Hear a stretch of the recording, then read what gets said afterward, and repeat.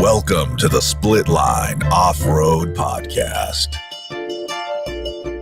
Are you ready to go GNCC racing?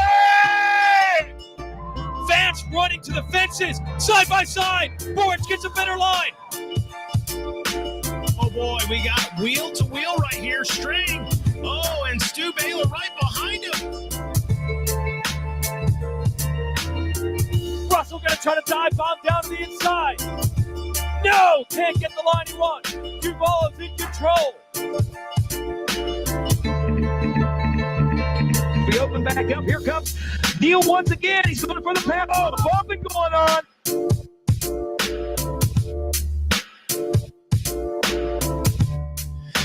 What is going on, everybody? Welcome to the SplitLine Offroad Podcast. As always, I'm your host, Rodney Cooper. With me today, as always, Brandon White here, guys. What is up? episode 069 coming at you.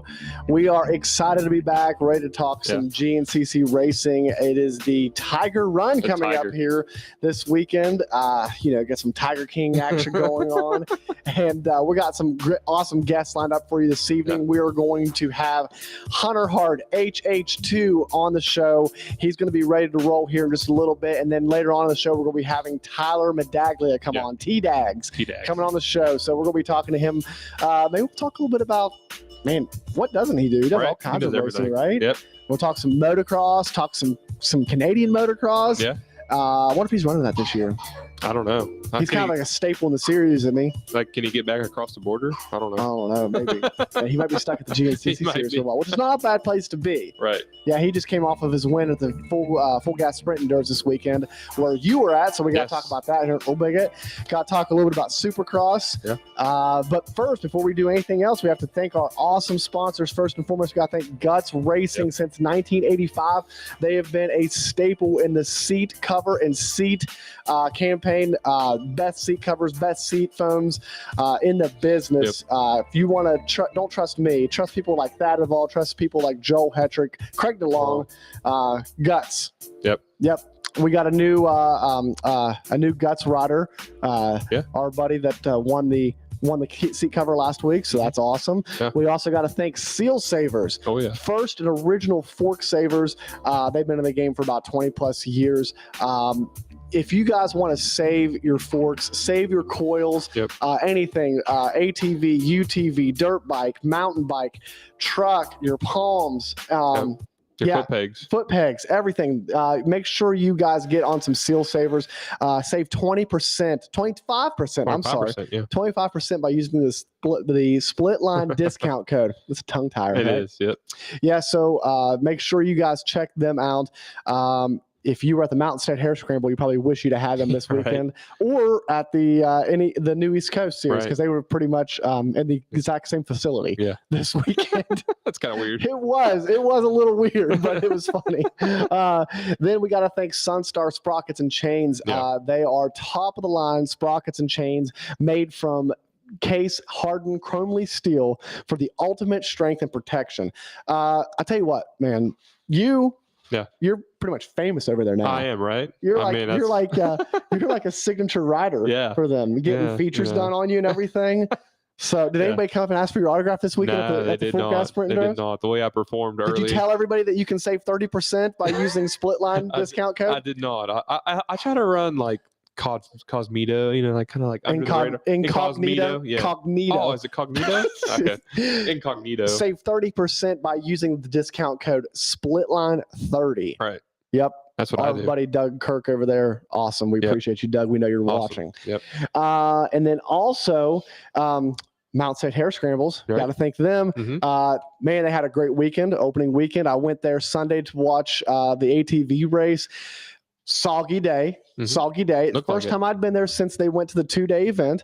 And I was expecting to see less crowd. No, there was the same amount of people there. So they just pretty much doubled the because people. you're at the quad. So like quad guys like show up for like everything early for the bikes, and then they sit there all day. But they were like 2 different days. Well, it was the end of the weekend. The bike guys are already gone. Well, this is big quad turnout. I don't know. It was a big quad turnout. Yeah, big over 100 bikes there. That's good. Yeah, it was nice. It was awesome. We One more. What's that? You got one more. I know, but I'm not done with. Oh, you're not done? Mountain State. No, Jeez. got 2 riders My God, over it's like there. 20 minutes of the podcast. that we're sponsoring, so we're happy to help them out. But then also XC Gear, man, top of the line bar mounts. They have the color rubber mounts underneath. It goes green, red, orange for stiffness. Top of the line dampening. Vibration dampening technology. Yep. Those guys are the best in the business. It is so cool to have them on the show. We're actually going to be giving one of those away, one of the Mako 360s away this weekend for the GNCC Fantasy. So make sure, if you've not competed in that, make sure you compete in that, because you don't have to win. You don't have to win. All you have to do is be a lucky random random guest to play the game, and you could win. I play. You're not. I can tell you one thing. You're going to have 100% more chance to win than Brandon does. But that's a pretty awesome. The Mako 360 top of the line bar mounts. Bike or quad. Bike or quad. Yeah, you can put it on a quad, which a lot of people didn't know. You can put it on a quad, on your dirt bike, obviously as well. And then the Hammerhead 360 for your mountain bike. Right. So I would love to try that. Yeah. I want to try that out. You want soon. to try that out? Yeah, on a mountain I figure bike. it'd be really good for like downhill people. Yeah, I'm a downhill person. I don't know about on my GT Aggressor Pro. I'm a downhill person. I don't know about the hardtail guys. I don't know if you'll see a lot of difference, but the downhill guys. So because it's hard. It's a hardtail means you can't go downhill. I mean, you can go downhill. I mean, everybody loves to go downhill. Downhill's the best. It's the only reason why you go uphill. Brandon, how was your weekend? Well, I did a chicken cross the road. How was your weekend? It was good, man. It was great, actually. It was good. It was a good weekend to get away. Man, I tell you what. So Colton went out in the morning, did his race. He did really well. He took second overall in his class. Really proud of him. And we got through all that, right? He rode. So it started raining Friday night when we got there. So we got the transponders and everything, and we got everything set up. Well, I mean, the wind was just blowing down there, raining, canopy was flying. So we just kind of packed everything up for the night and kind of just huddled up in the toy hauler there. And actually, I walked over, watched Stu Baylor's riding class he was giving. It was really pretty cool. So you weren't taking the class, but you were like, I was watching. You were like in the weeds watching. Right. I got my stalker binoculars on. Stalker binoculars. Okay.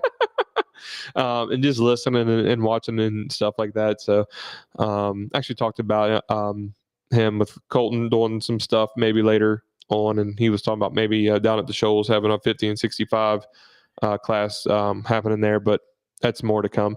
But anyways, getting back to the point.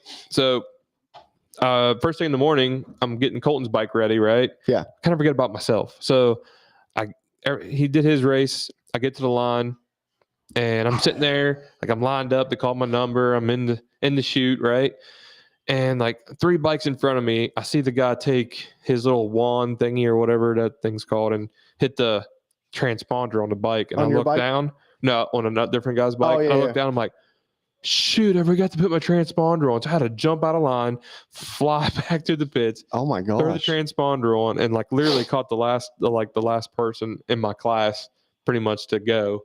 So I was right off the bat. It was frazzle. Is it first come first serve, or are you in line in a certain order? So you're starting off. I know how it works. Yeah, like starting off, it's the lowest number, and I run the lowest number in my class because I think I was like the first guy to sign up. Okay. So I got lucky there, but yeah, I'm sitting there and I'm like, shoot, my transponder. So I take off and come flying back through and get back on there. But so that's the way it started. It was a little slow for me. I struggled at first, got some new suspension on there and had it dialed in and all that. I don't know if you guys really care about my day, but but it started coming on later in the day. It was pretty strong, and I worked my way back up to 4th place. I was back on my 6th and 7th place there at one point, so I had to put a little work in. Track was awesome. Sand track. The woods were a little bit more woodsy. Some big ruts in there, on the Enduro side. So it was all pretty fun. Jonathan had a great day. I think he took 7th overall in his class. A lot of fast guys down there right now, man. Oh, I'm sure. I mean, the series is ridiculously growing. I mean, yeah, it's huge. It's getting bigger. It's huge. It's getting bigger. So, did you talk to anybody down there? Ran into Ricky Russell a little bit. Ran into Supercross and Stu. Talked to Stu a little bit. So yeah, we ran into a couple people. Nice. Well, did you get to watch any Supercross? I did, even though it was like at the camper, cell service wasn't the best. So like we'd be watching and it would glitch up and then would tick back off. Yeah. But hey, shout out to RJ and Doug for commenting on the. We appreciate you guys watching. Yeah, man. So what's up, guys? appreciate it, guys. But yeah, so I came home and rewatched it again, at least the mains. Yeah, because that just irritates me. Yeah, it's rough when you have situations like that going on. Let's throw our opinions out there on. I knew it was coming because I already had the question for you. Yeah, what's your opinion on the pass by Barsha on Anderson? Honestly, I didn't think it was that bad. I thought Anderson ran into Barsha, right? My wife was giving me crap about it. She's like, "Oh my gosh, you're just a Barsha fan," and I started laughing. She was getting frustrated with me. A lot of people just don't like it because of Barsha, but if you watch him off that triple, he kind of already like as soon as he hit that triple, he was going right to the inside. I mean, what was so we go back to Freezy and Craig incident. You go back to Anderson and Roxon in the sand, right? Yeah, the outside inside. Yeah, I mean, he knew Anderson was out there. He was going to be coming, but I think he thought Anderson was going to have to see him, brake check, swerve around him instead of just plow right into him. I don't know. What do you think? I mean, here's my opinion on it. I think that it's a racing incident. I think that if Barsha wasn't Barsha, he probably wouldn't have gotten fined for that. That's what I was thinking. Yeah. And then I think earlier in the night you saw almost the exact same thing from Jet and McAdoo, and Jet just cut underneath McAdoo and out drug him down the straight stretch. Right. So it's one of those situations that I don't think it was egregious or anything like that. If I'm Barsha though, the only complaint I have is apologizing for it.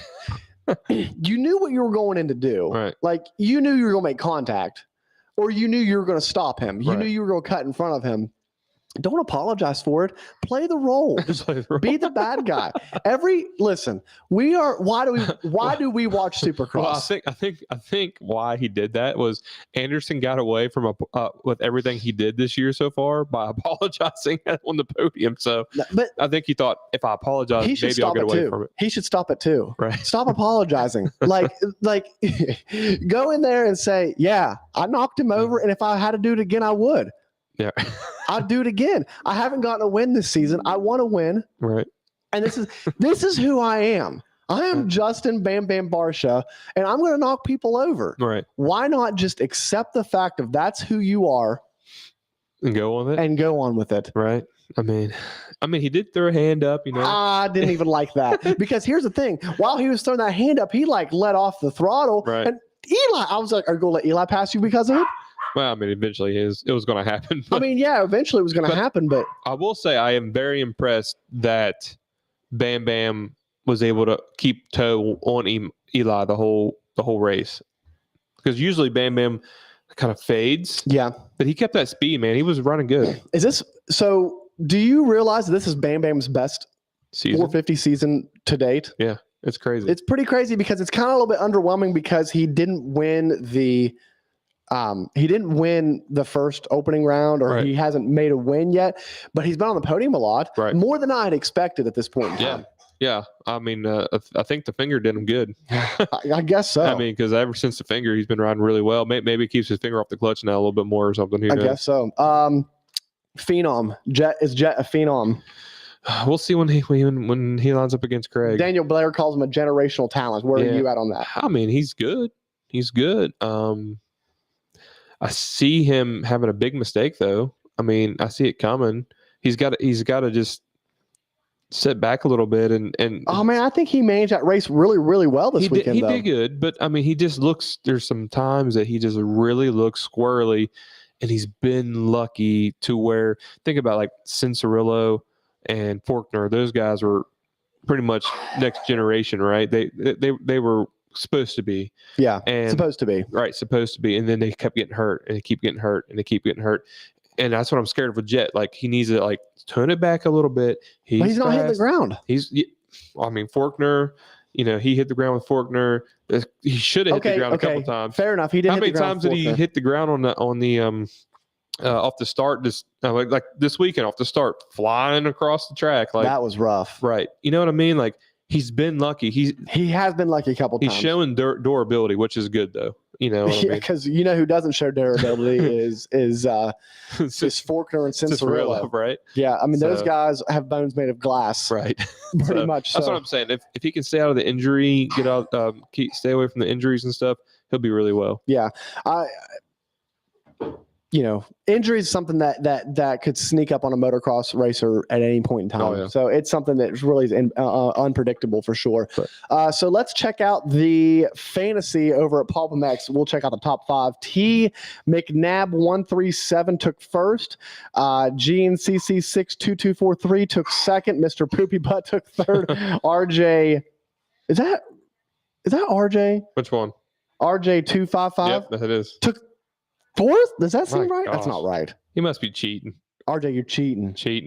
And then fifth, the Ryan Simmons took fifth this weekend. So kind of a mix up for this weekend. Typical guys that we don't always see up there at the top. So that's cool to see. Right. Let's see in the overall. You don't have this down yet? No, I don't. Mason's in the overall. Yeah. We talked to Mason on the phone this weekend, and he was bragging a little bit about how he's doing in pulp. He was mad because he is it luck or is it skill? I don't know which one it is. I mean, don't know. if he's really lucky, if it's not skill, he's just really lucky every weekend. I don't know. RJ commented, said, "I went to Indy Supercross, so that's why I did right. good." That's He's walking in the pits and asking guys, are you good to put on your team? Well, he actually ran into Mikey Waynes in the pits. Nice. I was talking to him about that. So Very I forgot about that. Very cool. Mason Steel Savers in first. Mhm. GNCC 62243 is in second. Very close. Marty is in third, and Mr. Poopy Butt's in fourth. So congratulations to you guys. I hate you all. And then over here on Rocky Mountain Fantasy, we got JDMX050, which is Jeremy DeWitt. He's in first and still overall ranked at 133. So that's really, really good. And then B. Moretto is in second. McIvory's in third. Big Ben is in fourth. Ronnie B's in fifth. And Guthrie is in sixth. And like I said, I don't even see us anymore. I'm down here in 18th. My God. Way down there. You probably didn't even pick this week. Yeah. So before we get Hunter on, I want to say that so like I said, I went to the Mountain State race this weekend, and it was a really good turnout. I was really impressed with the bad weather, everything. I mean, because it was cold. It was actually snowing at one point in time. Yeah. I got there just in time before the race, and McGill. I didn't even know he was there, and I saw him coming around the first lap, and he pitted every single lap. He pitted and got either goggles, gloves, or fuel every single lap. Got to stay warm. You got to stay warm, I guess. I guess he had the time to spare. But it was my little cousin's first race, so shout out to him for. How do you do? Well, the first race nerves. Yep. Were there for sure. Yeah. He did a good job. Any puking on the starting line? I don't think so. No, he didn't have time to puke on the starting line. Was it just like he's probably puking in his helmet? Maybe a little bit, but he kicked the bike, fired the first kick, then he stalled it right on the line, gotcha. and so which I've done before. Oh yeah, it's very easy. It happens.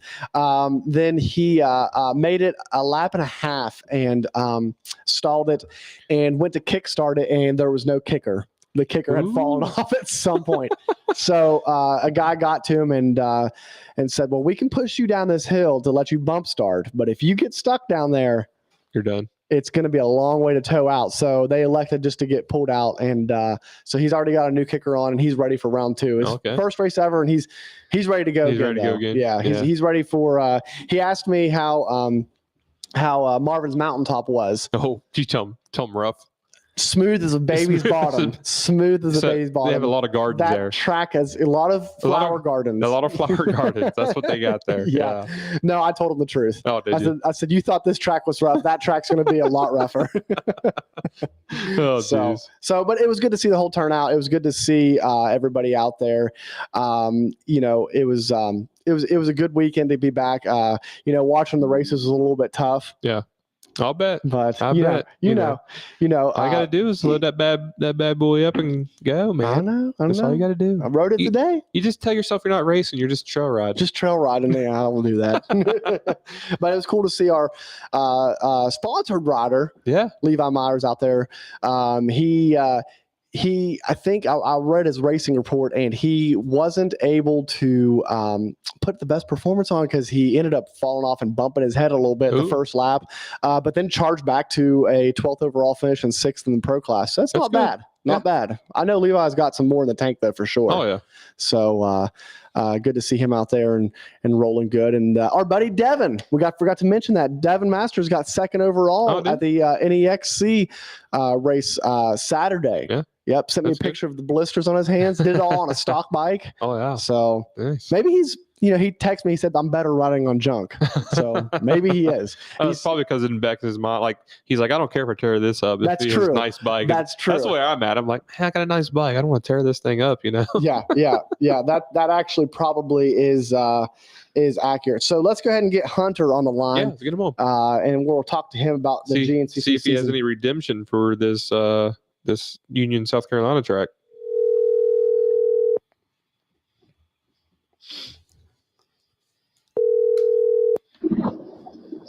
What is going on, dudes? What's up, man? How are you? Oh, I'm doing well. Hey, good to talk to you. I haven't heard your sweet voice in a long time. That's right. You know it, dude. So Hunter was so excited, Brandon. I don't think I've told you this. He was so excited to come on the show that he called last night at 7:30. That's what I like to hear. Yeah, so he was raring and ready to go. But you're on the road right now. How you doing, bud? I am. We are actually driving to the GNCC right now. Well, a couple of days early. That's right. Yeah, we're headed to go up and do a little bit of riding some play before this weekend. Okay, gotcha. Now, let me ask you a very, very important question right off the bat. Did we put the blue plastics in the yard sale? Yes. Good. I thought you were going to say, did we put them back on? No. We want those things in the yard sale. I've actually had 3 people contact me to buy them. Fair. Sold, right? Yeah, I told them I had to sell them enough to buy another set of white. There we go. Exactly. Because let's just say the white looked really good on you this past GNCC. So it was good to see you back at normal form and in your normal color. That's right. White. We like the white. So talk to us about this season so far. So you had your first 2 rounds were very unlike Hunter. Mm-hmm. And it looked like you just needed something to happen. Because Brandon and I talked the last week. We talked about how you're a type of rider that we feel that once you get the ball rolling, then it's kind of like it just snowball effects. And we felt like you just needed that one little thing. And it was almost like that whole shot kind of triggered you and just kind of re-energized you for the season. Oh, absolutely. Yeah. I mean, that was one of the main selling points for us, to get the party started. And from there, we made some changes to the bike between Florida and Georgia. And I knew that if the bike was off in Georgia, that it was my own fault. And at that point, I would have probably, as we joke, I joke about it sometimes with my trainers. I'm like, yeah, some days I just contemplate just going down the river and stacking some rocks. And that was what we joked about. I was like, yeah, we'll just go down the river and start stacking rocks, and that'll be what we'll do from now on. And but then as they say, you're one weekend away from a completely different season, and I feel like that's where we're at right now. Mm-hmm. Is we're on the upswing now, and it's getting better. I mean, it was only one solid finish so far, but it was a good one. We were there, we were in the conversation all day, and it was just kind of what we expected out of ourselves for everywhere else during the season. But correct me if I'm wrong. So you did get the whole shot, but it's not like that you got out front and just kind of was able to run away from the beginning and just kind of, stay up there. You ended up dropping back and had to work your way back up at one point, I believe, right? Yeah, absolutely. The original plan was to get the whole shot and go. Yeah. But unfortunately, I ended up, they had some real fresh stuff right off the start. I ended up, we still don't know what I got into my front wheel, but we got something into my front wheel that literally locked it up and slid me directly into a tree. I was 6th or 7th by the time that I was able to get off the tree. And then from there, we ended up digging ourselves back up into the top 4 and the top 3. And then we kind of shuffled back in that top 4 for the rest of the day. So what kind of bike changes did you make? I played with my rebound a lot. Oh, okay. I switched where I had my rebound at. I just missed, honestly, my rebound count in Florida, and then we fixed it. We fixed it for Georgia. Yeah, it's funny because you talk about like All that's what I was plastic. curious. It was all plastic. all change. plastic. That's it. Yeah. Yeah, that's funny. That's funny.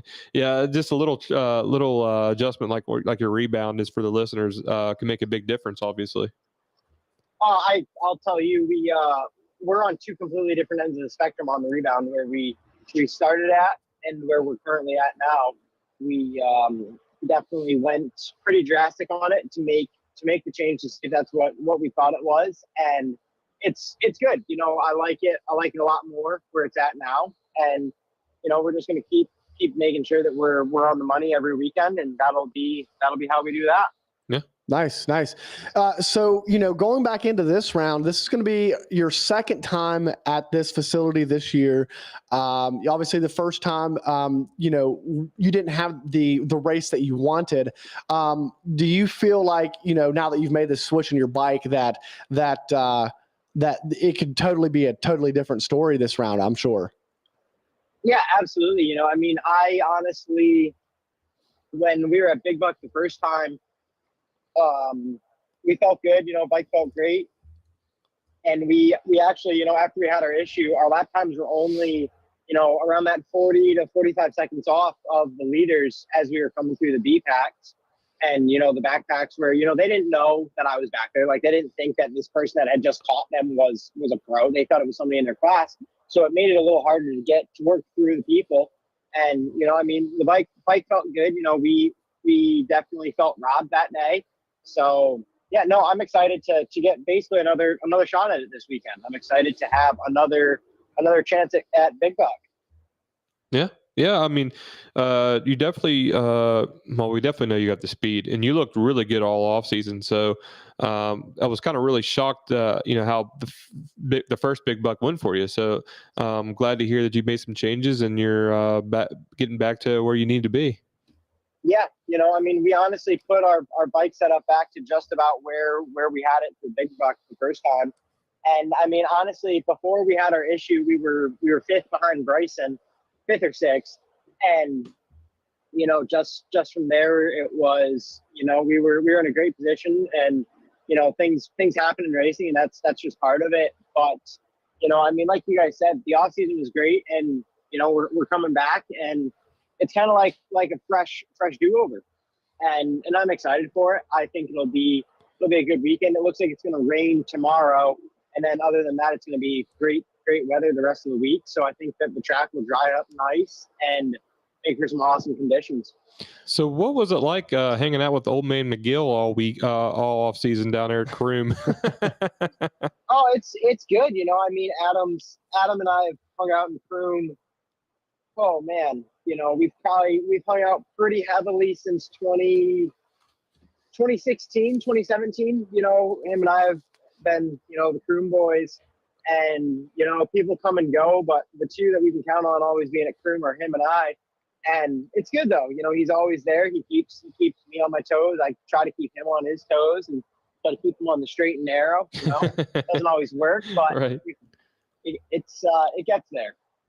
So I actually saw Adam this weekend up at the Mountain State race in West Virginia. So are you are you all done with Croom as well for the season, or are you still there?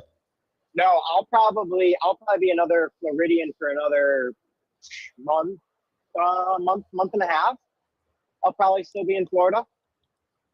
That's your jam, isn't it? I know you love down there in Florida. I mean, who would want to leave? It was 84, 85 degrees today, dude. Like water temps like 74. Like, come on now. Water tips. Are we riding the Ski-Doo at all? Oh, we're on the stand-up. Oh, wow. Nice. Nice. I know the feeling because we just came from South Carolina and we got back into West Virginia to stop at the rest area. We got out and we're like, oh my God, where's my winter jacket at? Yeah, exactly. Like we don't mess around. We don't mess around with that cold stuff. Yeah, you know, when you talk about hanging out with McGill a lot and everything, while you were down there on the stand-up jet ski this weekend, I was watching him make a pit stop at a local race while it was snowing and raining. So you definitely made the right decision. I mean, I bust on him. He told me he was going to give me another 4 weeks down here in Florida, and he went home early. So that's all on him. He could still be down here in the Sunshine State. Yeah. The gator had too much sun, I guess. Yeah. I didn't know gators migrated this far north when it was this cold. I also didn't know that gators were warm-blooded.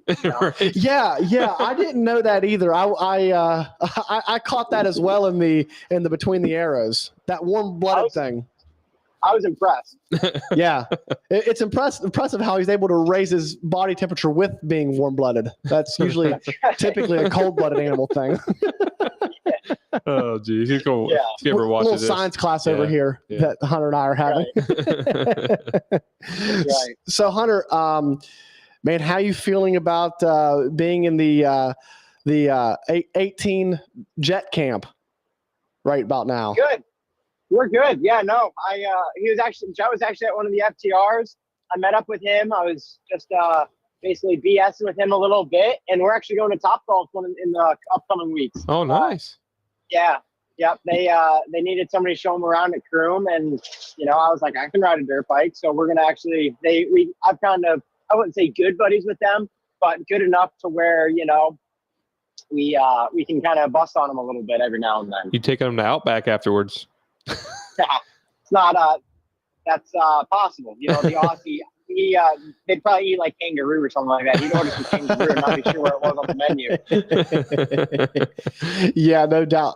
No, I mean, he's looking pretty good this year, looking pretty solid. Brandon and I were just talking about how he's had a couple of instances where he's been fortunate to walk away from. But the one thing I can't get over is the eyebrow. Did you notice that this weekend, Brandon? I did not. I did. Oh, Hunter. I did. It was probably a bet gone wrong. If I don't guess from what I know. Man, I don't know. It's looking like it's the Vanilla Ice style coming back. So, are you going to shave your eyebrow anytime soon? I mean, you barely can see mine to begin with. So That's true. You won't see much of a difference. That's true. Well, with Chase Sexton and his Eminem style hair. Man, poor Chase. Yeah, Chase Sexton's changing his hair color all the time, but poor Chase Sexton can't stop beating his face off the ground. Oh, jeez. Yeah, Chase's days of being a headshot model are quickly becoming less and less. Very, very, very true. So you were at after the Florida round, you went to Days in the Dirt, correct? Yeah. I went to Red Bull Day in the Dirt down south. So did you participate in any events or spectating, or how does that event really go? I just see clips of it, and I'm not exactly sure what they do there. It just sounds like it looks like a good time, pretty much. Yeah, it's crazy. I was supposed to race actually with one of my good friends that she works for Red Bull, and her and I were supposed to be on the team race together, and she ended up racing in the morning class. And I was pumped that she raced, and I didn't have to because I was a little sleepy after Georgia. But no, I mean, so what it is basically it's Red Bull's version of a Grand Prix style race. Basically, there's moto, there's a barn you go through. They've got everything there. And honestly, like that's you hit the nail on the head. There is they're selling the fun aspect of motorsports. They're selling a good weekend with your buddies. Like, I mean, I've got some videos of guys just doing burnouts in the barn as they're midway through a race. Like, I mean, I don't think I'd stop midway through a race to do a burnout. I think Weege was down there. Is that where he did his Yeah. burnout? Yeah, Okay. yeah, Okay. yeah. That's what. Yeah. Yep. Weege was there. I saw Weege. I got to hang out in the booth with some cool individuals and stuff like that. And yeah, it's cool. You know, I mean, those type of events are cool just because the exposure, like the people that you get to meet and hang out with and the conversations that I can have there are just different than my regular, you know, 9 to 5 conversations I have everywhere else. Yeah. Yeah, but it looks like a lot of fun, and just the Grand Prix style race is always a blast. I always like those kind of races. Absolutely, and especially because they finished today with their Coupe de Gras, which basically they start the race and you have no idea how long you're going to be out there. They were telling us, like, one of them they had in Cali, it was like 3.5 hours. Wow. They ran these guys for. Wow. So you just got to guess, huh? Yeah. How many times do I need a pit stop? Yeah, and that's the other rule is you can't have quick fills. Oh, okay. So like, yes. So it's got to be like an old school like pit stop. Okay, how old school of gas cans are we allowed to use? Are we allowed to use like 90s gas cans, or do we have to use the ones that are like combination locked nowadays?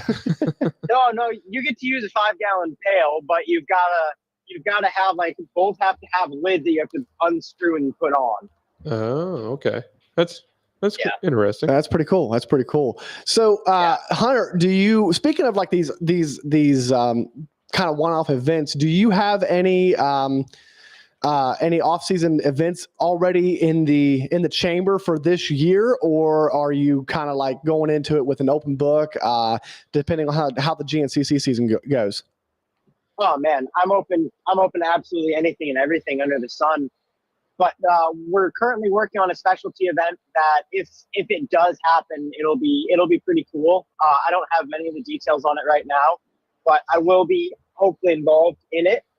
But other than that, I don't have much. It'll be during the summer if it does happen, and you know it'll be a one-off event that we've never seen for ATVs. Okay. Off-road. Really? Oh, okay. He took our idea, didn't he? I'm joking. I'm just messing. What was our idea again? To like get like the ATV motocross guys and ATV GNCC guys together and have like a GP race kind of.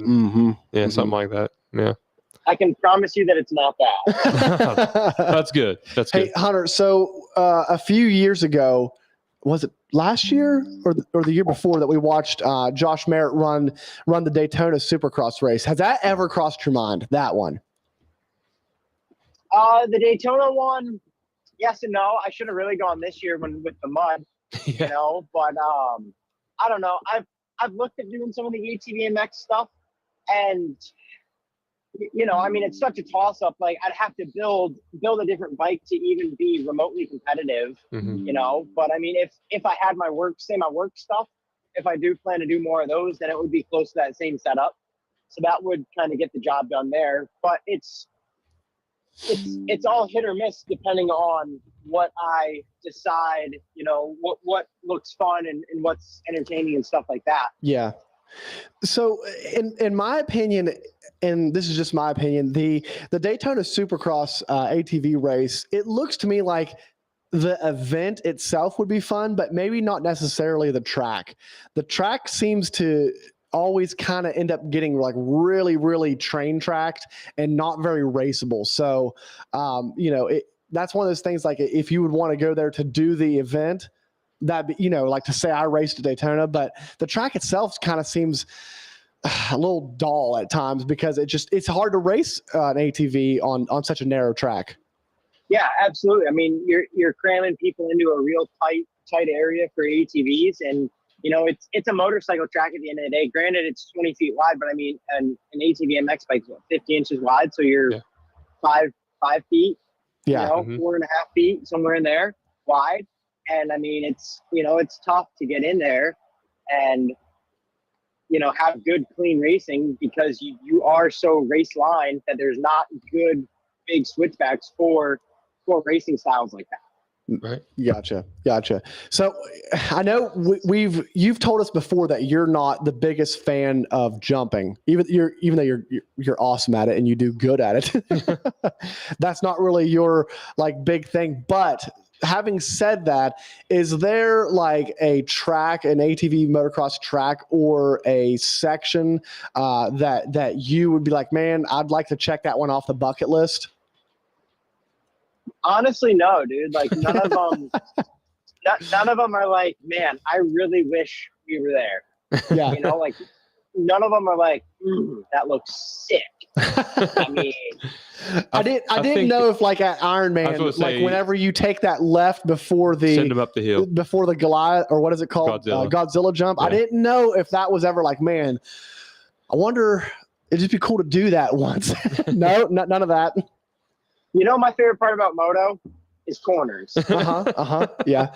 Favorite part. Always good corners. I'm with you on he that. Probably because you're originally from New York, right? Oh yeah, he's from New York. Okay, that's what I thought. So you probably hit the sky shot a couple times in your life, haven't you? Never. Nope. I was glad. I was 15 when we stopped hitting sky shot, and then my 2 years that I was there, I was in college A. My 1 year I was in college A, and my next year I was in XC2, and luckily neither of those years I ever had to hit it. Oh geez. Hey, so what you ever hear about? We had a couple questions about Unadilla. Why do you know why they stopped running Unadilla?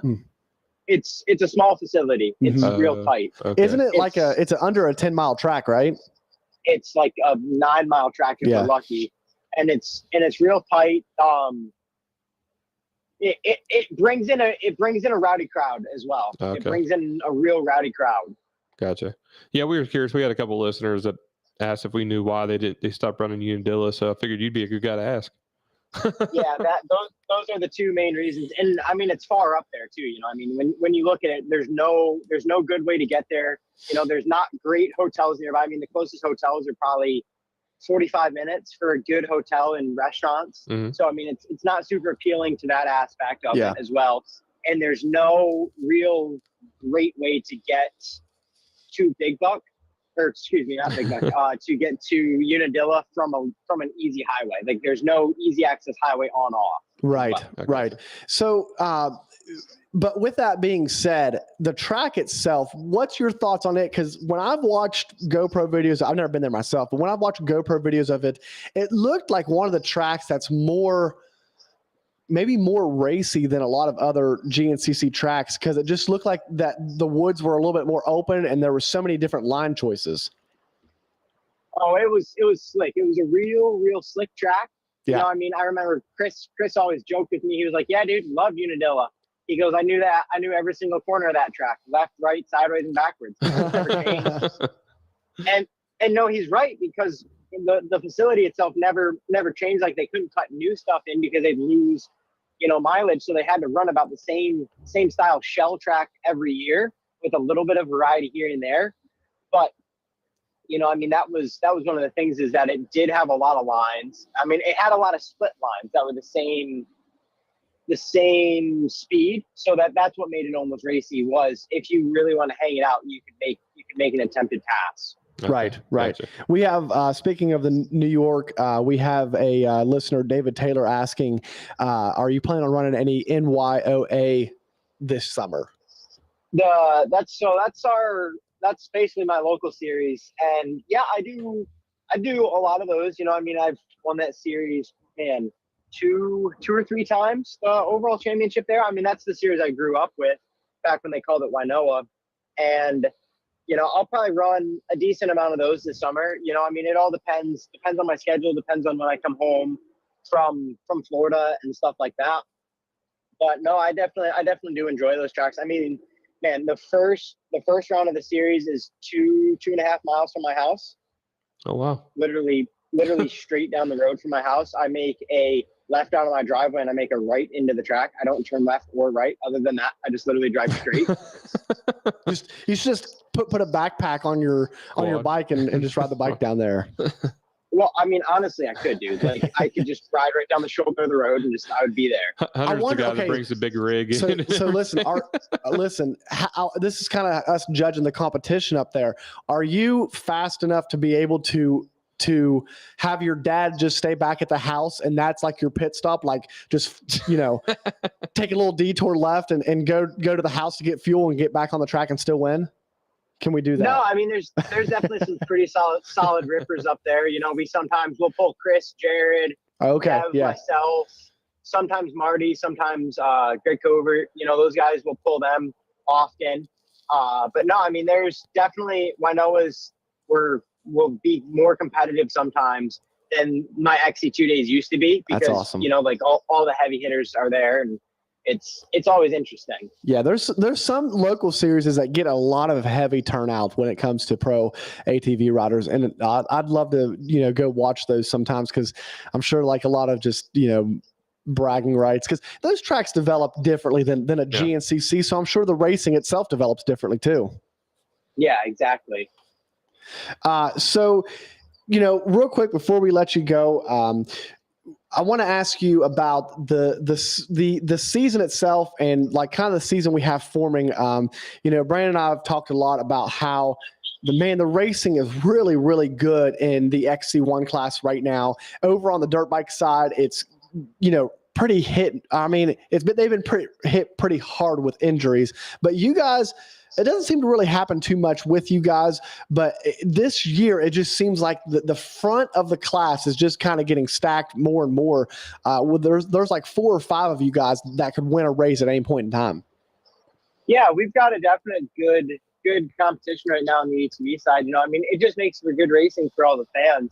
It makes it way more exciting than just not having really anything going on. It kind of gets boring for the spectators. Whereas I think right now on the ATV side, we're going to have some great racing soon.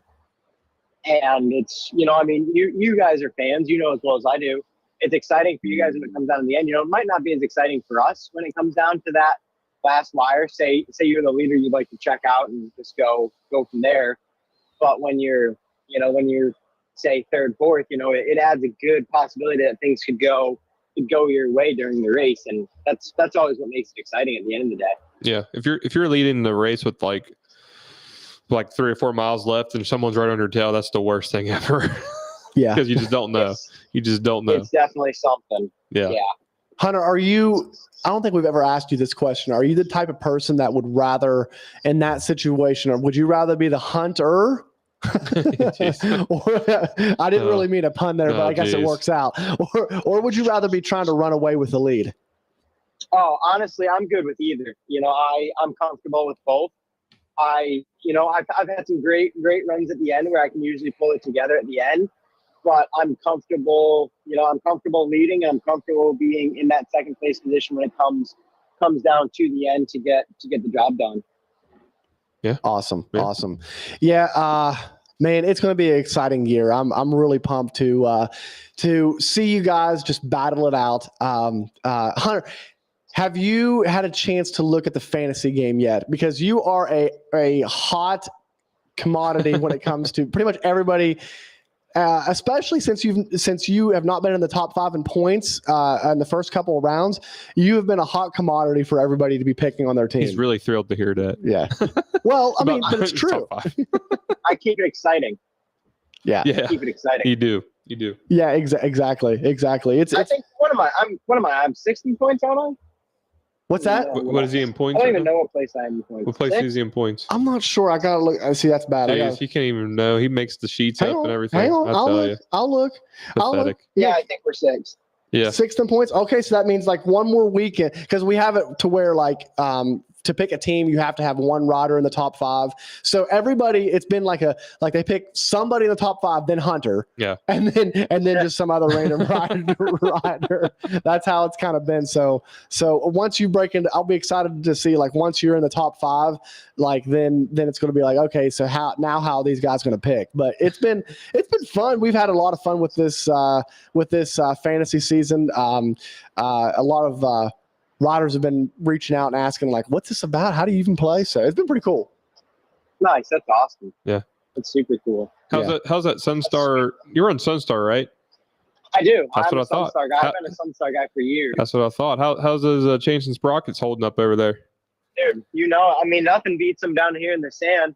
Can't kill them. That's right. That's right. Best products out there. Best products there is. Yeah, they're awesome though. I love their chain sprockets. Hey, Hunter, buddy, appreciate you giving us your time as you're on the road this afternoon. Obviously, we'll be watching this weekend to see how you do. And as always, man, awesome interview. We love having you on the show. Dude, I appreciate you guys having me on. And yeah, you guys killed a little bit of time for me while I was driving, made the trip a little shorter. There we go. And yeah, we'll just keep on driving. That's our goal. Anything we can do to help you, man. That's our goal is to make everybody's trip to the GNCs is just that much shorter. Much shorter. That much shorter. That's right. That's the easiest thing to do is just keep shaving a little time. Exactly. Like I say in the classes, dude, we're not looking for large improvements everywhere. We're just looking to shave half a second here, half a second there, and eventually, dude, you're 30 seconds ahead. That's exactly. right. Exactly. We've been doing these shows every week. So if they back them up, kind of backlog some shows, you can maybe make a couple, take a couple hours off of it. And then Brandon's been getting so chitty chatty. Our show's been running to almost 2 hours lately. So Really? That's impressive. yeah, we had Stu on last week, Stu's long-winded sometimes. Yeah, exactly. But it's very interesting to listen to. Stu's a full show in himself. You don't need any other co-guests. Exactly. Stu actually became the host of the show for the time being, and we were kind of second fiddle. So, Well, I mean, that's it might be better that way. yeah, It is.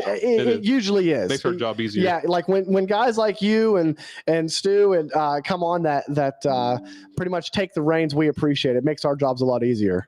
Oh, I can only imagine. I mean, it's got to just make it more fun for everybody involved because you're not pulling teeth for an answer. You got to just keep the ball rolling and keep it smooth and flowy. And it's like a race, dude. If it's going smooth and flowy, it's going to go easier. Easier. Yeah. Makes the shows nice and smooth. Yeah, absolutely. Hey, Hunter, one last listener question. Are you working any camps this year?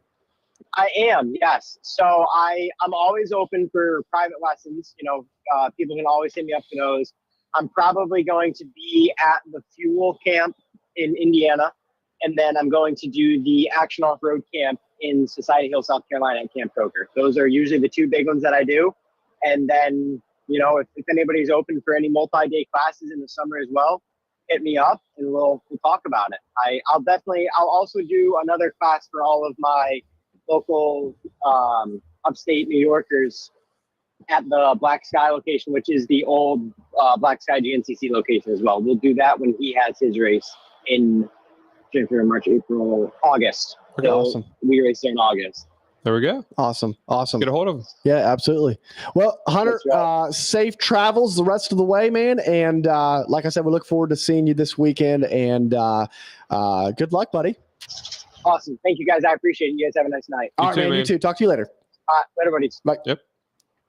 That was Hunter Hart. That was Hunter Hart, man. So always Brought to you by Sunstar. brought to you by Sunstar. Who's T-Dag sponsored by that? We are as well. I don't know. I don't know either. Maybe we should have looked We that should have up. looked that up. We need to start doing stuff like that, Brandon. We need well, I mean, we just come on this show and just start winging it all the time. we need private investigators. Maybe and one day stuff. we won't wong it so much. Wong it. Oh, geez. So, what do man, you think about this weekend? Who do you think is going to get on the quad side? Just the quads? Just the quads, because we're going Okay. to talk about the bike here in a bit. Yeah. So, man, I like Hunter to keep on the podium again.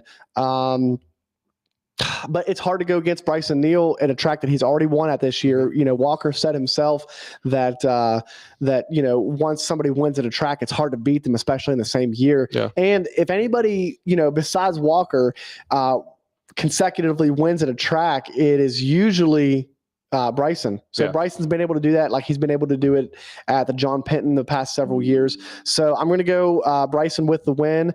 And then I'll mix it up a little bit. I'll go Hunter with second and Walker with third. Okay. But man, oh gosh. It's- Feehan. yeah. I mean, it's a tough crowd. It's Feehan's going to be up there too. yeah. It's I'd say the top 5 is going to be a really big toss up. I think it all depends who gets out front first, who gets that whole shot. Yeah. I think if Fowler gets out front and puts the hammer down, I think he has last time, like I said, Can Hunter get 2 whole shots in a row? oh, I mean, I'm sure Nautman has got that thing ready to roll. Yeah. So, but no, I think I think Fowler's going to get out front. I think Fowler's going to win this one again. I don't think he's going to let this one slip away in the last couple miles like he did the last one on the first round. So I say I'm going to say Fowler, Neal, and Hunter Hart on the podium. And Feehan. Devin, I just want to say guys. I am so sorry. I'm so sorry, Devin. God. Listen, I got to make people laugh. Devin listens to the show. I got to make people laugh. Feehan. You don't Devin, do can it. you give me some hockey lessons? No one laughs at you. They all laugh at me. And that's fine. And I laugh with them. No, I think Devin Feehan is he's cracking up every time I say it. We'll be right there in the battle. It just depends. It's going to be a toss up. And I think everybody's antsy and ready to get back at it after a week off. I agree for sure. So let's go ahead and get our second guest on the line for the night, Tyler Medaglia. So cool to have somebody that is so well-rounded in the sport. Originally from Canada, I believe, right? Yes, I'm pretty sure. Mm-hmm. We should know that. We should.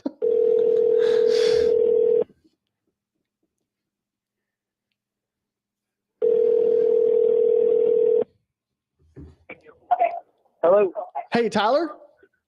Yes. Hey, it's Cooper and Brandon from the show. Thanks for coming on the show tonight, man. We appreciate it. Yeah, no problem. Yeah, excited to do this. Yeah, absolutely, man. So we're live. I forgot to tell you that. But you're used to this type of stuff. So hey, man, first of all, congratulations on the full gas win this weekend. Brandon, our co-host, was actually down there this weekend as well, and saw you take the win down there. So congratulations on that.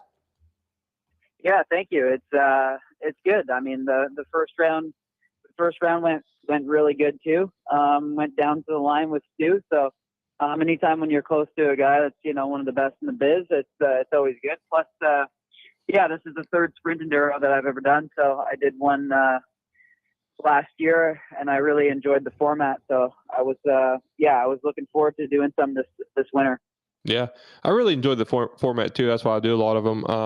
What do you think it makes you better as in a GNCC race?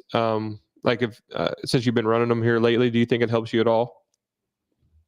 Yeah, I think just the comfort of trying to sprint through. For me specifically, I mean, trying to sprint in those in the enduro test is helping me. Just with my pace, it's almost like doing speed work intervals, right? Like training. So I find those enduro tests really, for me, help because just with not the full experience, like the guys that I'm racing are really experienced. So I find this is helping me fill in the gap. So that way I can be competitive and it's just in little doses. So it's not too sketchy and helping me stick handle my way through the trees. Yeah. This weekend, I felt like I kept missing the inside lines on the enduro test because you're going so fast and you're like, shoot, I missed that line. Do you ever have that issue or is it just me? No. Yeah, I have that issue, especially because I'm riding a 450 and once you get the big girl up to speed, they're hard to slow down. Right. So, yeah. There's times I for sure notice that the turns are tight and, it's tricky, but you know what I mean? It's just one of those things you do, the more reps you do, the better you get at it. And, and then you can start hooking them turns. Right. So before we go on real quick, does anybody call you Tyler or does everybody just call you T-Dags? Yeah. Most everybody calls me T-Dags, really. Even some of my, my close friends, even yeah, a lot of people call me T-Dags. So does your family call you T-Dags? Yeah, so I mean, my sister-in-law does sometimes. Well, she calls me T-Bags. Close enough, right? Yeah, but a couple of my my best friends call me it. So it's it kind of sucks. Okay, because it was funny because the first full gas of the year, I was reading through the order of where everybody finished and everything, and I was like, I saw Tyler Medaglia. I was like, wait a second, see that? Is that T? Yeah, that's T-Dags. So it's cool to see you down here and racing.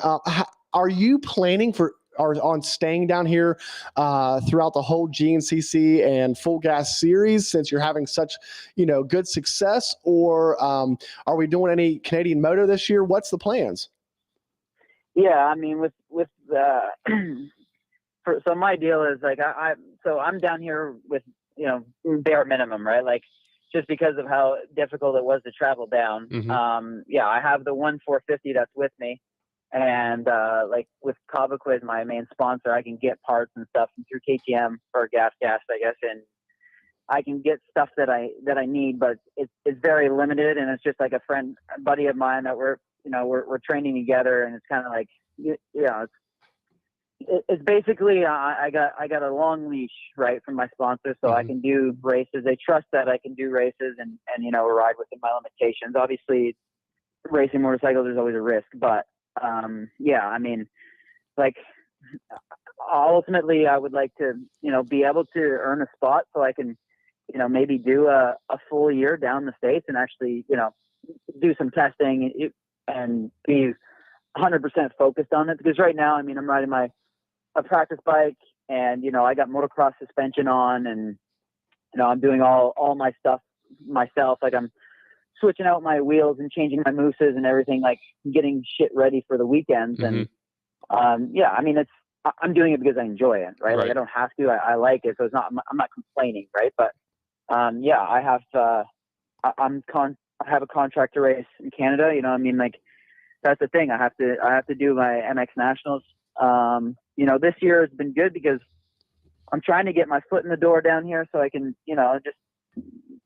I've done the same series up in Canada for many, many years. And, even though, I do enjoy it, and I'm, I love it and stuff, and it's how I earn a living. But I mean, like, the off-road side of things for me is fresh, and it's it's a new challenge, and I'm motivated to, I'm getting better at it. Right. Yeah. So, and like progressing relatively quick. So it's very, it's very positive, and it's like enticing, I want to keep getting better and doing it. So that's kind of how, what the situation is for me right now. Yeah. And the better you do, like in the GNCC, and then the Full Gas Enduro series, that might make it harder to head back north. Like, if you head north with the points lead or something like that, and the Full Gas, that might make, man, dang, that's hard. Yeah, exactly. I mean, like, I have the points lead right now, and I'll be able to, I'm aiming to do the third round, and then I gotta head back home after that, right? So I guess I gotta start gearing up for testing. I got, and then with just with how the things are, and like the limited how stuff I have down here, is I can't have my family down here with me all the time. So I mean, my son is with me right now, so he's got his little 65, so that's fun and cool and stuff. But we're gonna eventually, the weather is starting to break, and then with my team and up home, I'm gonna get it's gonna be time to start doing testing and getting things ready for the MX series. Yeah. So being a primary motocross racer and coming down and racing in the GNCC and the Full Gas Sprint Enduro, we see a lot of these guys that race woods train on motocross stuff. They train, it seems like a lot more often than not, like, guys are training motocross to race the woods. So coming down here and kind of almost reverse engineering it, what do you feel like you can take out of, and I know that you've raced GNCCs before, but what do you feel like you can take out of woods riding and put it onto the motocross track? I think just like it gives you, you're forced into good habits, right? Like, you have to stand up a lot. You have to make sure you get, you're not sitting down through the holes and the holes and roots and stuff. So you got to know where your wheels are. So like, there's a lot of good technique and good habits that you can get out of it. And I find that really helps. And, you like, for the amount of time that you do, like a 30-minute motocross seems like a joke, right? After you do a proper GNCC. I mean, when you're your heart rate is like really high for the whole 3 hours, and you're in a battle. You know, you have to grin and bear a lot of shit. Your knuckles are bleeding, your back is junk, you're cramping everywhere.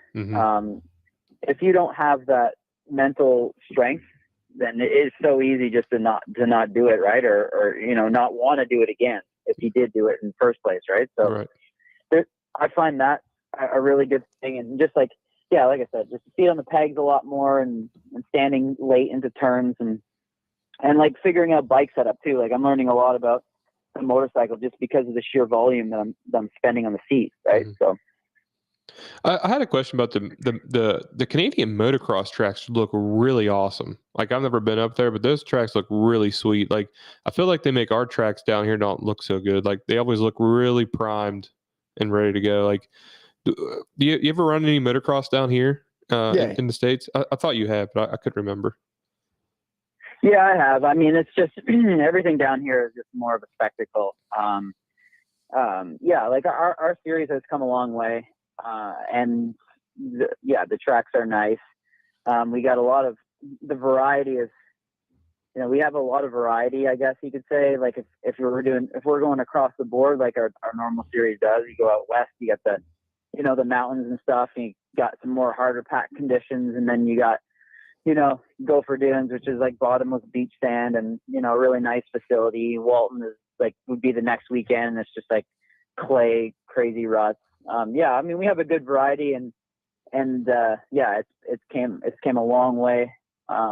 And you know, a lot of the track owners, especially on the East Coast, you see it because it's, you know, they're private track owners, and they have a lot of pride in their facility. So, you know, they keep it good. The Western ones are more of club run. So, you don't get as much passion towards it. So they're a little bit different styles when you go across, but I mean, it's cool that, you know, we got such a big variety of places to go and do. And when you go out west, you can go to, you know, in between rounds, you can go to Whistler and go mountain biking, and you know, Pemberton, you can go hiking and Squamish, and then still there's motocross places to ride and train in between, so you don't like feel like, you know, going back and forth to home between just because you just don't want to be there, right? Right.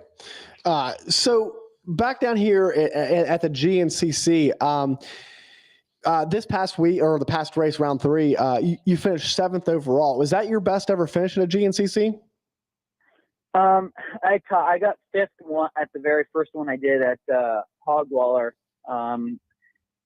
But that was, you know what I mean? Like, and I think it was just one of those things. I think there was the field wasn't as deep as it is now. I feel like that last one was like my best ride. Right. Absolutely. But, a couple mistakes here and there, but the first one, I was the one that I did the best. And it was super green, and it was, you know, just sand. The same thing with this year. Like, I was in a really good position this year before I messed my knee up there. But, just the sand thing is pretty good, because I grew up riding in that kind of stuff. I mean, the Palmettos was a bit of a surprise. Like the first one I did, I had a motocross bike with no hand guards, like regular moto tanks. It was an eye opener, tubes, like the whole deal. So, but yeah, I mean, this last one was really good because it wasn't really motocrossy, right? Like, we didn't use any of the moto track at Aonia. You know, it was strictly in the woods.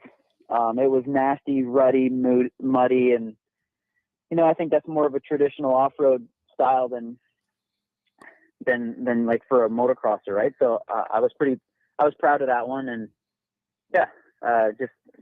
you know, it kind of gives me confidence, right? You know, if I could do good at one that's, you know, a traditional off-road nasty race, and, you know, when the conditions suit my style a little bit better, I think I can do even better.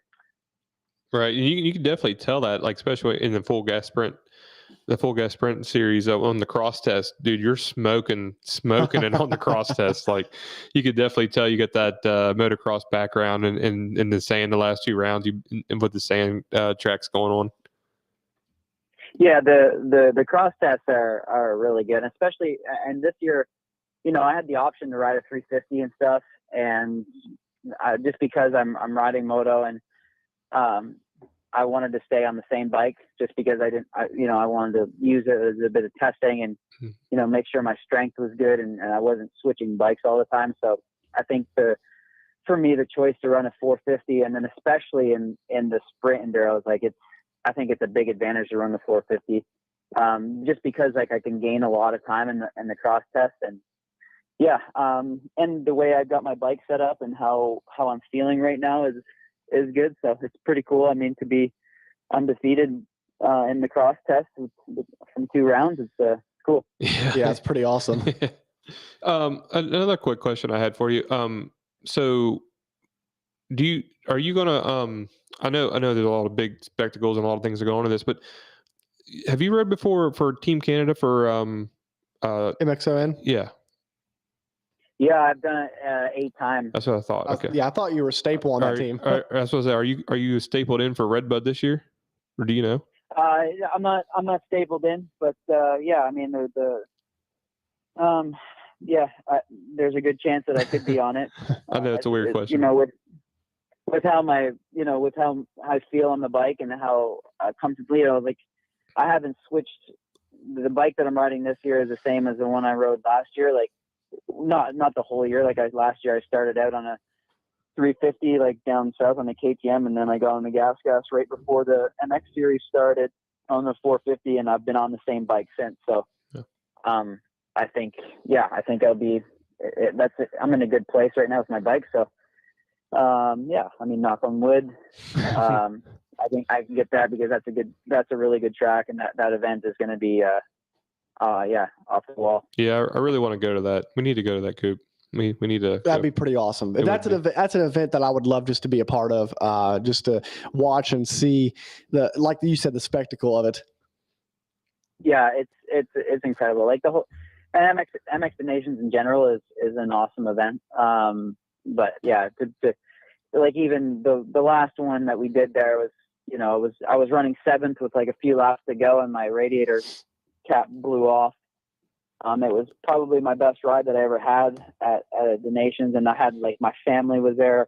A lot of my friends came down for that, so it was a really good one. And it's got that dirt that I grew up riding in, just sandy, loamy dirt and rutted and big jumps, all the stuff that I really really like. But yeah, so obviously I'd love to be a part of the team again if I can earn it, really. Yeah, for sure. So speaking of the MXON, Redbud has a special place in all of American fans' hearts as far as it goes, as far as being the kind of the mecca of the American motocross scene. How does it compare to over in Europe? Because I know that's a different breed of fans over there. What's your opinion on that? Well, I don't know. I just felt more familiar, I guess. Mm-hmm. You know what I mean? I felt like I've done U.S. nationals a lot. And even doing when you go over to Europe, it's just a bit different, how they set up everything. And yeah, I just think it was more familiar. Mm-hmm. And just being close to home, you're not jet lagged. The hotel rooms and, toilets are the same. You can get food that what's the same. Although the one I did in Maggiora in Italy, when there was, 100,000, at least 100,000 people there was probably, I don't know, 2,000 people with chainsaws, no bars. There was a guy, I seen a car motor. Buddy had a car motor in a shopping cart, a little, I don't know, a little 4-cylinder engine. And one of them was holding a funnel with gas, and the other one was just holding just a rope pulling the throttle. And all it was doing is just making noise. That's crazy. You could barely get to staging. It was nuts. So it's not those ones are kind of like Looney Tunes, next level stuff. But I think it's more, the one in Redbud was it felt like a true American style motocross race. It was good. That's awesome. I thought our air horns over here were annoying. I can only imagine A car engine and a buggy. 4-cylinder and some chainsaws. So a question, another like a next question to that is when you come to a GNCC and then like you have Fan Billy over here, Mud fleas. yeah, mud fleas pulling you up the hill. Like, what's that kind of like compared to like what you're like typically used to with fans behind the fence and everything? Oh, I love it. Yeah. I think it's hilarious. It's wicked. I mean, it's definitely a different breed. But no, it's cool. It's just like, you know what I mean? Like, I'm familiar with that at home. We have mud fest and stuff at our family's property. And, yeah, I kind of fit right into the whole scene, and I just love it. I think it's a good atmosphere. And, you know, like with our nationals up home in Canadian nationals, it's similar to GNCC where a lot of the guys are all friends and can hang out afterwards. And, you know, it's a bit different from like the American motocross scene where, you know, you walk around the pits and everyone looks like they want to kill each other. You know what I mean? Like everyone's all straight faced and, you know, too cool for school. Like just head nods. No, like, you know what I mean? Like it's just a bit different, it's a bit more serious. And then, you know, fair enough, right? Like there's a lot more on the line, I guess you could say. But right. Yeah, I just kind of fit into the off-road redneck kind of scene because it's, you know what I mean, and just like really love, just for the love of motorsports and riding dirt bikes and pinning it through the woods and drinking beer and all that shit. It's like, I just love it. Have you raced snowshoe yet? I haven't done snowshoe. No. That's a whole different party. Yeah, I've heard all about it. A couple of my friends that do it, they just swear up and down that's the best one. And then I really want to do Indiana too. Yeah. That's the one that looks like it would be a good, like the thing where I'd like to come back down to do Coker because I think that would be a good one for me to do too. I've never done that one. There's a few that look like I'd really like to do if I can, but you know, like I say, I'm getting the pull to get back home here soon. Right. I mean, a really good one when Unadilla was on, that was probably my favorite one that I've done so far. Yeah. I wish that was on schedule still. Yeah, we were just talking about that with Hunter Hart. Since he was from up there, we were asking him some questions about that. So yeah, that's a tight track. He was saying that's the reason why it's not back on the schedule. Because I mean, it's crazy how GNCC, like, if you just look 10 years ago, they were able to fit their series into smaller venues. And then now it's like, it's getting harder and harder to find big enough venues because the entire series is growing so much. Last week we had Stu on and we were talking about basically the series in general. And you know, as well as we do, that Stu's not short on any opinions on it. And, you know, what's your thoughts, you know, because I know every other form of racing that you've done, you've never had to worry about lapping amateur riders, lapping amateur riders and having to deal with that. And that seems to be a big factor this year when it comes to taking people out, unfortunately. Yeah. I mean, the sheer volume of riders is just, it's mind blowing, right? Like, I mean, it's great for the sport. And I think that the off-road side of things is growing exponentially, but like then you're running into, I mean, I think I can't remember what they said, but you need like 100 acres worth of parking. Yeah. No, and that's not easy to come by. No. For any sort of facility. I mean, most of the time, like if you have a motocross track, I mean, that's taking up, you know, 35 acres, right? And you know, that's a lot of real estate right there. So you're thinking you need to basically have a ranch to have a motocross track and hold a GNCC at the same time. I mean, like even GTR, that place is 600 acres. It's huge, but like I don't even know if they have 100 acres worth of parking. No, I don't think so. Which is a shame because they could have a wicked GNCC there. Yeah, you know what I mean. And the owner would be totally down for it, like and accommodating and do whatever. He's awesome. Yeah. And then you know, you look at the situation where, so we're from West Virginia, and a lot of the GNCC is kind of, I would say West Virginia is in Morgantown. West Virginia is kind of the hub of GNCC, and a lot of the tracks are within, you know, 2-3 hours from here. I mean, how many flat pieces of property do you know, Brandon, to park at? So, like you said, it gets really hard to find. You might find the perfect place for a track, but then not have parking, and then vice versa.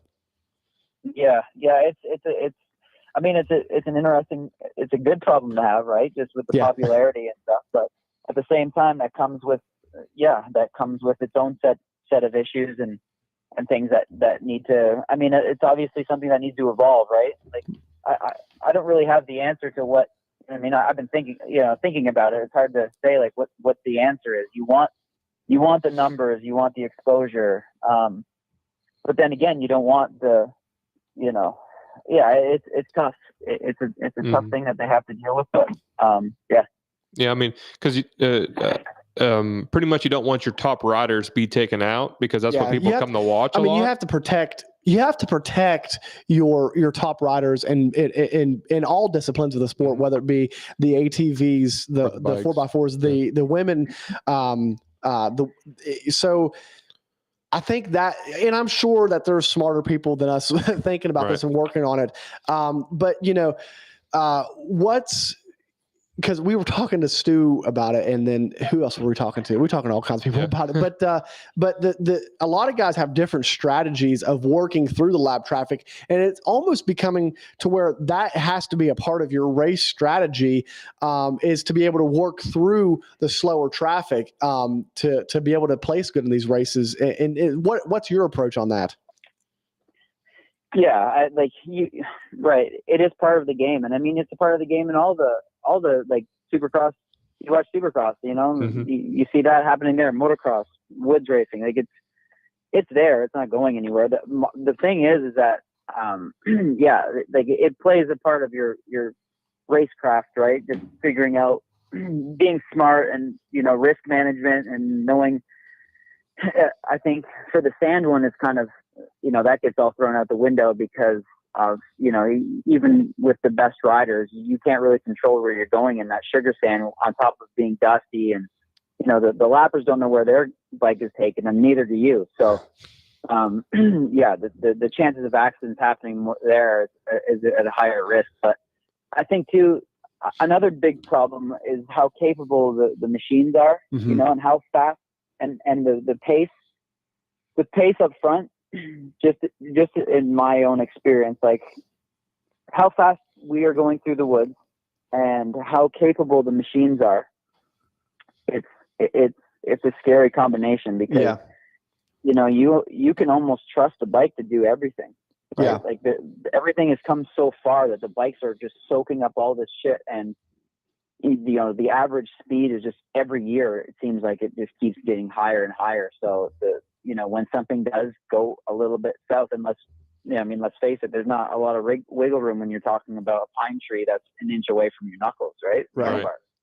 Right. So when you're coming through with that much speed and with full confidence that your bike is going to soak it up, and you hit a stump, or a rock rolls into the rut just as you're going through, like there's the margin for error is slight. And the problem with it being is, with all these riders, you're going to get more and more of that shit, because the tracks just get like they're euchred by the time we even do our first, turn onto the track.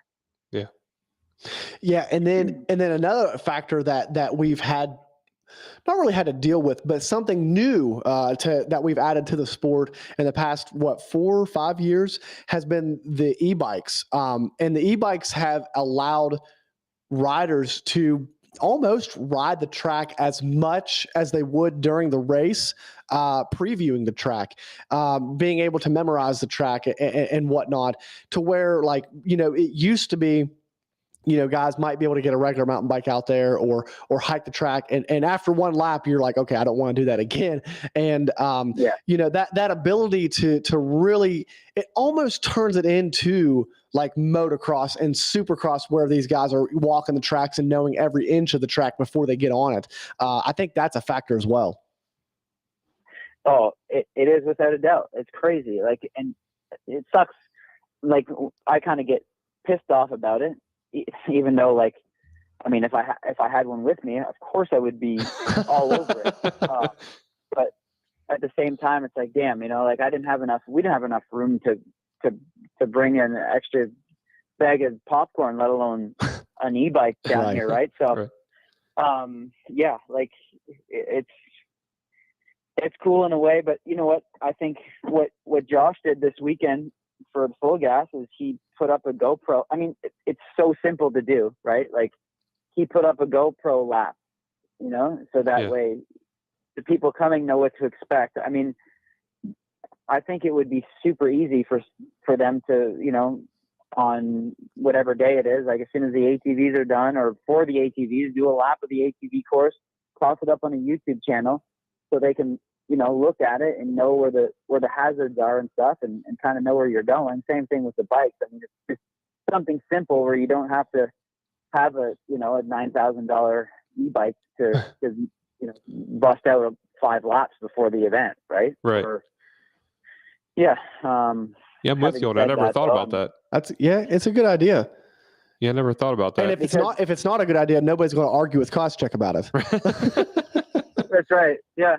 Yeah. If you don't want to be putting an arm bar in 2 seconds, tell them it's a great idea. Exactly. Yeah, exactly. So how many more GNCCs are you going to be able to do? Was it 1 or 2 more before you have to head back? Yeah, I think this one might be it.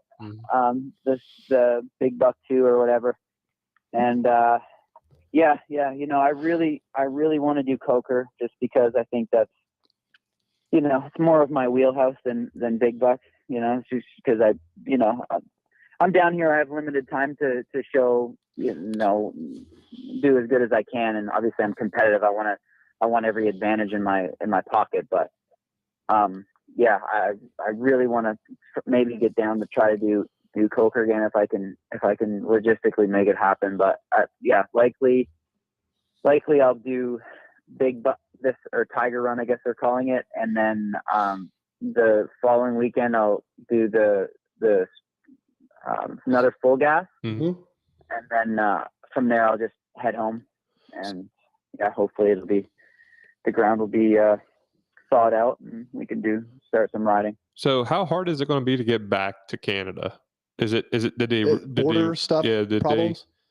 Did they loosen it up a little bit, or? Oh yeah, it's back. Okay. I think I don't need a COVID test or anything anymore. Good deal. Which is nice, because that was just, on top of it being the dumbest shit ever heard of, it was just even more dumb for us trying to cross the border. Yeah, I was wondering when you said you're heading back. I was like, going to take them like 3 weeks to get home. So. Yeah. Oh yeah. Yeah. It was and then traveling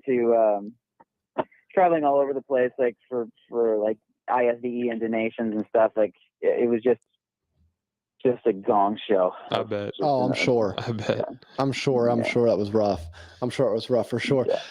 So you talked about the future and wanting to get kind of a foothold in the States. Is the goal to eventually be full-time GNCC and full gas, or is that just something you want to keep in your back pocket and potentially look at doing for, you know, fun like you have before, or is it something that you want to keep increasing in the future? Yeah, I mean, like obviously, I mean, I race motorcycles for a living, so.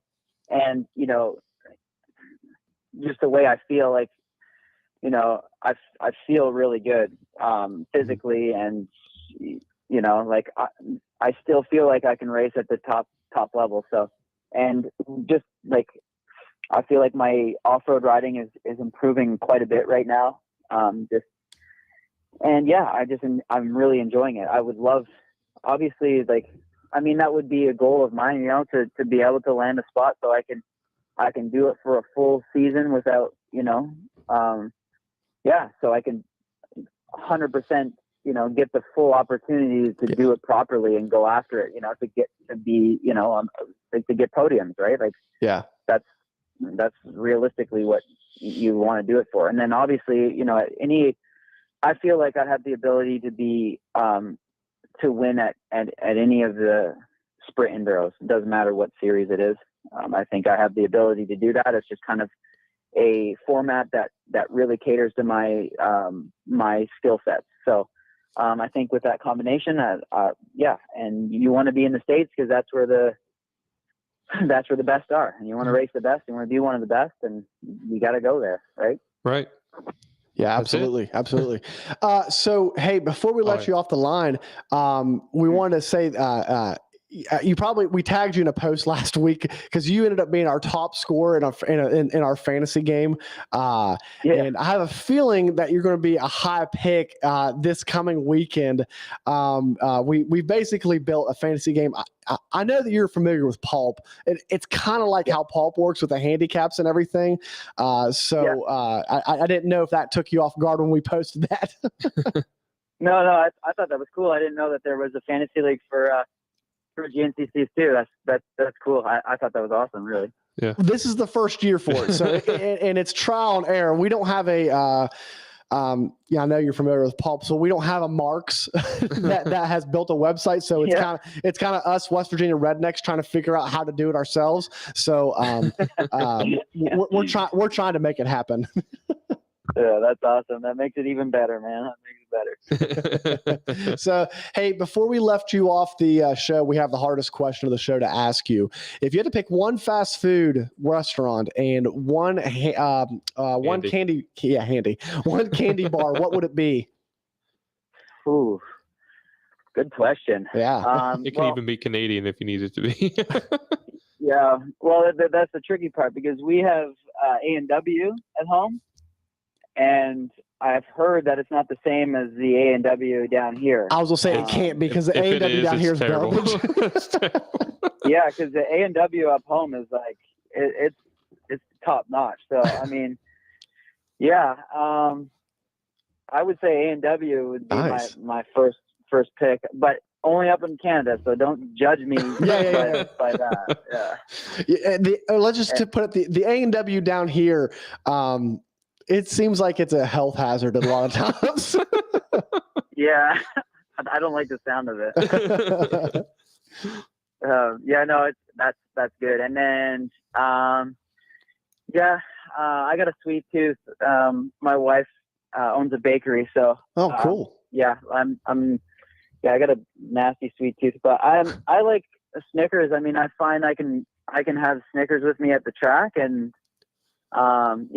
it gives me good energy, and it doesn't upset my stomach. It's not too gnarly, and I'm not scared to pick up a Snickers on the way to the track. Heck yeah. So when everybody's out e-biking and he's mad, he's grabbing his Snickers. I can see why that would piss him off. Oh, trust me, every time I don't have an e-bike either, and we're at full gas, I see everybody out riding the track. Yeah. I only walk like half of it. I'm like, I'm going back. Yeah. Like, I'm like, maybe it's so nice to have that. Well, hey, Brandon, you could rent one. It's only half the cost of the e-bike itself. So. Oh, yeah.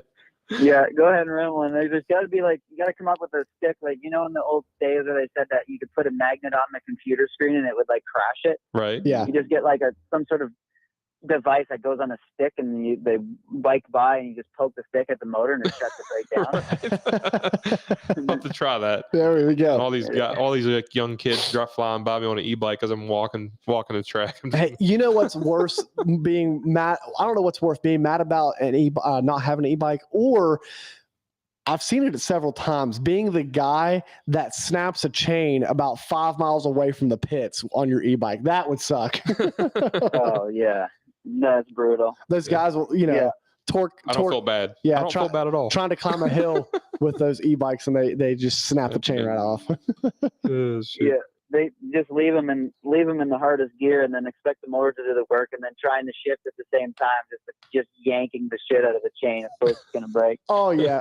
I've seen it a ton. Those little bike chains aren't made for that kind of torque. Yeah, exactly. Cool. Hey, Tyler, T-Dags. Uncle Tyler. Yeah. Thanks again for coming on the show, man. And good luck this season. Good luck up in Canada. We're going to be following along. And absolutely, we really appreciate you coming on this show. Yeah, thank you very much for having me. It's good to be getting getting my foot in the door with some of the off-road community. And I love it. So you'll be seeing more of me. And thanks again, and have a good show. Absolutely, man. We look forward to talking down in the future. So have a good one, and we'll talk to you later. Okay, later on. Later. There we go. All right, guys, that was T-Dags, Tyler Medaglia, coming on the show. Who do you want him to be brought to you by? I don't know. I'm just XC gear. We'll, XC we'll Gear. throw it There out we go. there. Brought to you by XC Gear.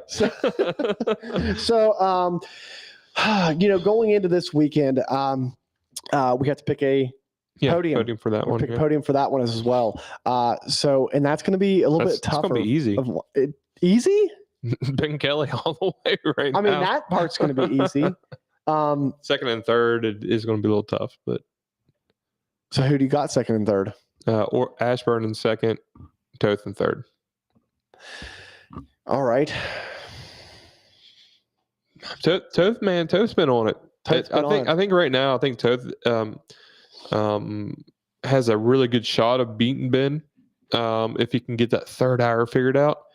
I mean, he was on it at the he beat Lane Michael at the U.S. Sprint in Doro this weekend, and so he's got the speed. Lane's always fast at other things at those, and that's one of his specialties. So he's definitely got the speed to run with him, and he showed it last race. He was right there with him until about that third hour. So if he can figure that out and maybe make Ben work for it a little bit, I think he'll have it. No, I agree. I mean, Ben just looks like he can win when he wants to win and how he wants to win, and it's kind of just his. It's no Ben's pressure. World, and we're just living in it pretty much at this point. I think the pressure's off of him because Stu's not around. Yeah, and that's who gave him the most. Not only Stu, but you have String that's down a race. Right. You have Thad that's out. You have a lot of things have happened this year, early in the year, to everybody but Ben, which is, I don't think we've actually seen Ben go 100% yet. Maybe not. And that's scary. Yeah. Because, he's. Does he need to go 100%? Probably not. Probably not. Mm-hmm. He looks like he can just, ride. Stu called it last week when he was talking to us about it, how he looks like he can run that pace, whoever's in the lead, and then just decide, okay, you look like you're starting to get tired, and I'm going to take off, and I'll see you at the finish line a few minutes after I finish. yeah, because he beat him by 2 minutes last time. Yeah. So, but I'm going to say,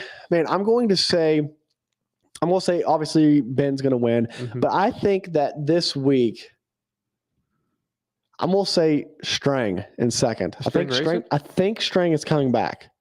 I'm not 100% sure. So I could be totally wrong. Totally wrong. I could be really wrong right now. But I think Strang's coming back. And if he's coming back, I think he's going to be mad and ready to get back to what he does. And he only sat out one race. So he should. That'd be a fast recovery. So it'll be like 3 weeks, 4 weeks? Since Florida? Yeah, Florida. He didn't fully. I don't think he fully broke his wrist. I know he had surgery on it and had like a rod put in. I know that much. I think so. Yeah, maybe that's why he can come back faster. I'm not sure. I could be wrong. You're probably wrong. Completely wrong. You're terrible. And then Ashburn in third, and Toth in fourth. And if I'm wrong about String, let's bump those two up there.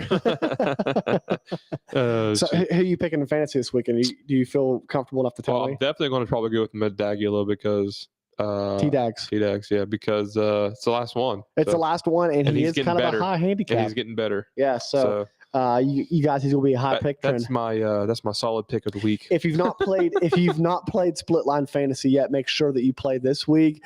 You do not want to miss this week. We are going to be giving away a Mako 360. Yep. For ATVs or dirt bikes. Right. That's right. ATVs. It's whatever you ride. You can put a Mako 360 on an ATV. Right. So that's going to be a pretty awesome giveaway. Yeah. I'm excited, man. The fantasy's growing. The show's growing. We thank you all for tuning in, even though it's a night early this week. It is, yes.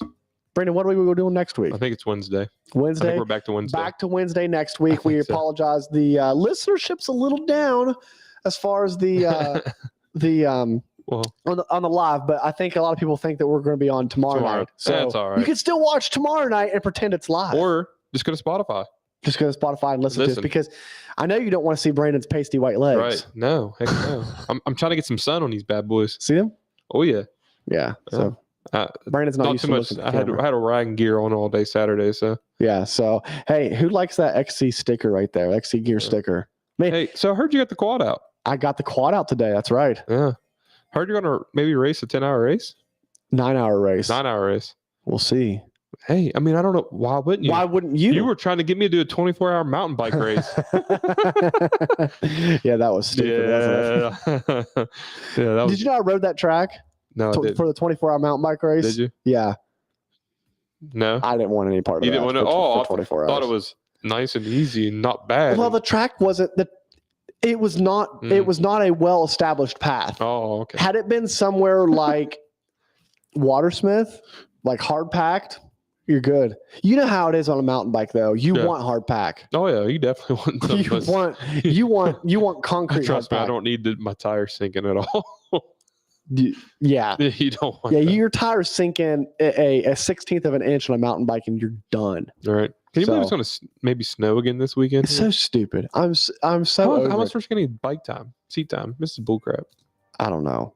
I'd like to get some bike time this weekend. Maybe I'll get. Maybe I'll get my. trail clear. What are you doing? No, I did not get the trail clear, but Jeez. I ran out of music. I did not get the trail clear, but I could use a helping hand with that. Helping hand. Yeah. You know, how to run a chainsaw. Obviously, people in Italy do. Brandon, thank our sponsors. Guys, thank our sponsors. No, I'm joking. Guys, get your gut seat cover. It's one of the best in the business, all right? That's right. Get some Seal Savers, guys, for everything you got. Save everything. Save it. This stuff's not cheap. All It's right? not. I ran But mine. Seal Savers is cheap. Seal Savers And is even cheap. cheaper with the discount. with the SplitLine discount That's code. right. Capital S. Get it on there. All right. Obviously, run your Sun Star chains and sprockets. They're one of the best in the business. Discount code SplitLine 30. That's right. Did we just become best friends? Huh? Did we just become best friends? Yes. Obviously, Karate in the basement. right? XC gear, make a 360 clamp, get it on there. It's going to save some vibration. ATVs or dirt bikes. Or you can get the hammerhead for the mountain bike. Or your e-bike. Or your e-bike. That and while you're riding your e-bike at the track, T-Dags is going to be pissed watching you. If you motors start dying all of a sudden, it's because T-Dag's rigged up something for you. And then once you got everything set up on your bike, Go run Mountain State Hare Scramble, guys, because that's one of the best local series in West Virginia. absolutely. Guys? 69. Episode 69. Is it 69? It is 69. Yes. I love it. Unfortunately, we did, and I'm so glad we made it through the whole show without making one joke. Till now. All right, guys. Thanks for joining us Upside down tonight. 69. We appreciate it, and we'll see you next time for show 70. Right? Safe travels. Peace. Play SplitLine Fantasy. Right. Later.